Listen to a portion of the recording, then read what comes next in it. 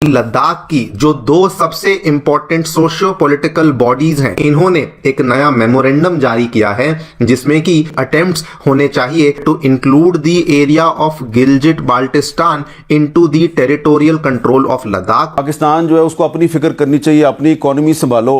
और ये जो कश्मीर है ये तो पंजाबियों का मसला है, ये बाकी तो सिंधियों का, बलोचों का और पठानों का तो मसला ही नहीं है। पाकिस्तान में इस टाइम गिलगित बल्तिस्तान में इस टाइम बहुत हैवी किस्म का प्रोटेस्ट हो रहा है गवर्नमेंट के अगेंस्ट। जिस कश्मीर पर पाकिस्तान ने कब्जा किया हुआ है वो भारत के पास चला है। बाकी आप सपने देखते रहिए, अपने पब्लिक को चूरन चटाते रहिए। इंडिया जो है वो पाकिस्तान आके आपसे क्रिकेट मैच खेलने के लिए तैयार नहीं है। उस इंडिया के साथ कराची और लाहौर के कुछ सेठ साहिबान जो है वो ट्रेड करने के लिए मरे जा रहे हैं। पाकिस्तान से तो चाइनीज सिक्योरिटी मांग रहे थे, मगर पाकिस्तान ने सिक्योरिटी की बजाय इनको गधे दे दिए। हर महीने चाइनीज के ऊपर हमले होते हैं। अजीत डोभाल साहब, उनकी ऑफेंसिव डिफेंस की पॉलिसी जो है वो ये है कि घर में घुस के मारेंगे। चाइनीज नहीं मानते, वो कहते हैं यार ये आपका अपना मसला है। इंडिया किसी के पिट्ठू नहीं बनेगा, ये मैं आपको बता दूं। अच्छा। Too powerful and too strong and too independent minded, और हर एक से अपनी एडवांटेज लेने की कोशिश करेंगे। पाकिस्तान एक चूरन देश है। पाकिस्तान में हर कोई एक दूसरे को चूरन चटा रहा है। सरकार जो है वो पब्लिक को चूरन चटा रही है। मुल्ला मौलवी अपने फॉलोअर्स को चूरन दे रहे हैं। लोग अपनी अगली पीढ़ी को चूरन सप्लाई कर रहे हैं। यहां तक कि पाकिस्तान का आर्मी चीफ भी अपनी आर्मी को चूरन बांट रहा है।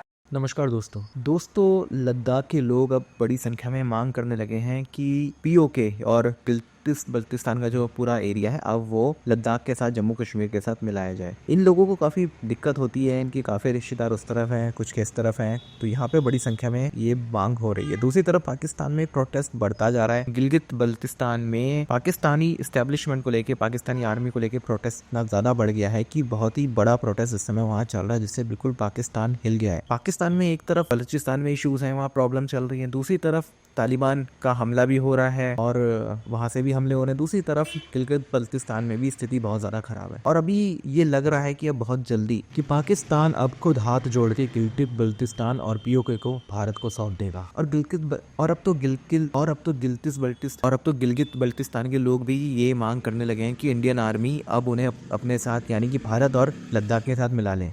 आप इस सब के बारे में क्या सोचते हैं? क्या आप इस मांग से सहमत हैं? आपके जो भी विचार हो कमेंट बॉक्स में ज़रूर लिखिए। वीडियो अच्छा लगे तो लाइक करें, शेयर करें, चैनल को सब्सक्राइब करना ना भूलें, बेल का आइकन प्रेस कर दें लेटेस्ट नोटिफिकेशन के लिए। आइए आगे बढ़ते हैं इस वीडियो में। दोस्तों, हमारी लद्दाख की जो दो सबसे इंपॉर्टेंट सोशियो पॉलिटिकल बॉडीज हैं, जिसमें एक आपको देखने को मिलती है लद्दाख की एपेक्स बॉडी एंड दूसरी आपको देखने को मिलती है द कारगिल डेमोक्रेटिक अलायंस, इनके द्वारा एक नई डिमांड को पेश किया गया है।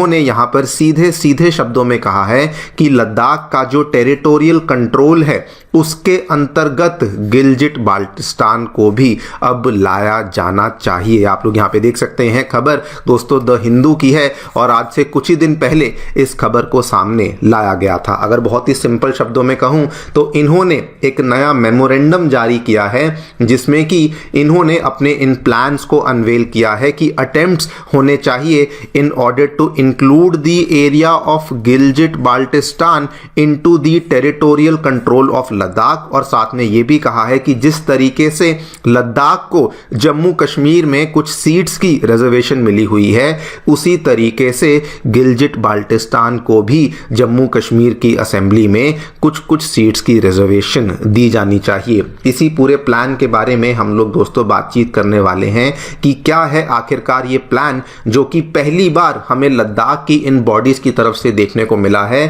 ऑल्सो डिस्कस करेंगे कि क्यों ये जो प्लान है ये बिल्कुल सही इसकी टाइमिंग है एंड ऑल्सो क्यों ये जो डिमांड है ये बिल्कुल सही डिमांड है। पाकिस्तान जो है उसको अपनी फिक्र करनी चाहिए, अपनी इकोनॉमी संभालो।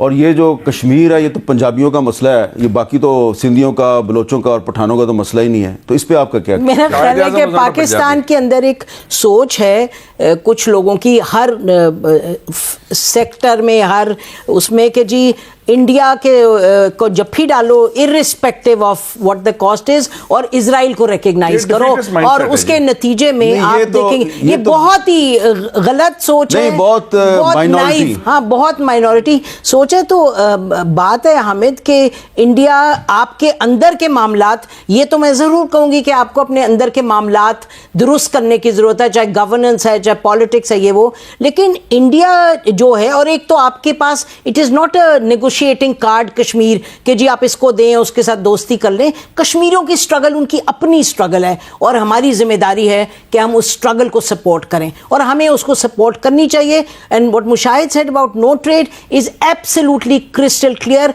आपको पता है कि जनरल बाजवा के दौर में पूरी एक बात चली गई जी ट्रेड शुरू करो। वॉशिंगटन पोस्ट ने क्या कहा है, 4 साल में 20 बंदे उन्होंने पाकिस्तान के अंदर के मारे हैं। आपसे क्रिकेट मैच खेलने को तैयार नहीं है।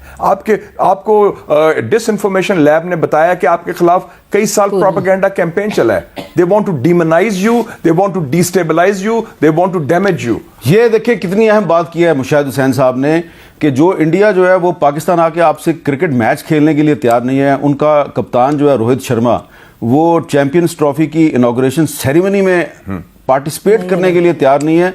तो उस इंडिया के साथ कराची और लाहौर के कुछ सेठ साहिबान जो है वो ट्रेड करने के लिए मरे जा रहे हैं। पाकिस्तान ने अपने फॉरेन मिशन के स्टाफ को 4-5 महीने तक सैलरी नहीं दी। क्यों?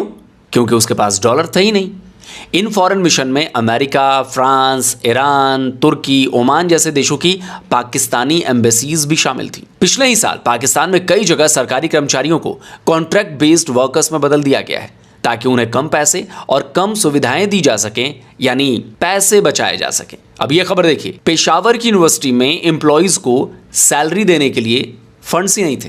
खैबर पख्तूनख्वा की सरकार ने अपने कर्मचारियों की सैलरी कट कर दी थी। हाँ, ये बात और है कि पाकिस्तान में आर्मी का बजट लगातार बढ़ाया जाता रहा है। अब ये होगा भी कैसे नहीं भाई, पाकिस्तान में जो भी सरकार बनती है वो आर्मी की कठपुतली ही तो होती है।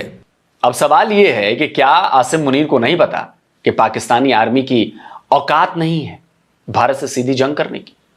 भाई देखो, जज्बे की बात मत करना। जज्बा तो हमने 71 की लड़ाई में देख लिया है।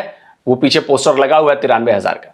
जब जज्बे वाली कौम के 93,000 फौजियों ने अपनी पैंटें उतार दी थी तो हमें मत समझाना।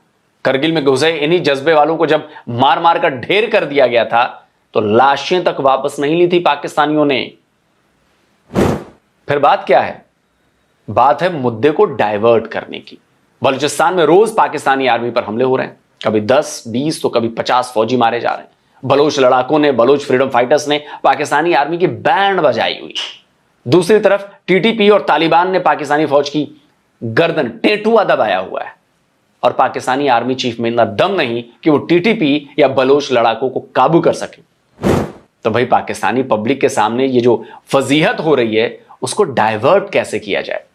एक ही तरीका है इसका, कश्मीर।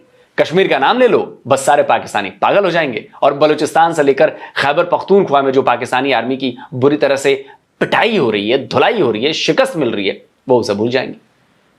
अब पाकिस्तानियों की पाकिस्तानी जाने भाई। एक बात तो तय है मुनीर जी कि आप जैसे कितने पाकिस्तानी कमांडर आए और कितने चले गए और न जाने कितने चले जाएंगे। कश्मीर तब भी भारत का था, आगे भी रहेगा। अगर इसमें कोई बदलाव आ सकता है तो बस इतना कि जिस कश्मीर पर पाकिस्तान ने कब्जा किया हुआ है वो भारत के पास चला है। बाकी आप सपने देखते रहिए, अपने पब्लिक को चूरन चटाते रहिए।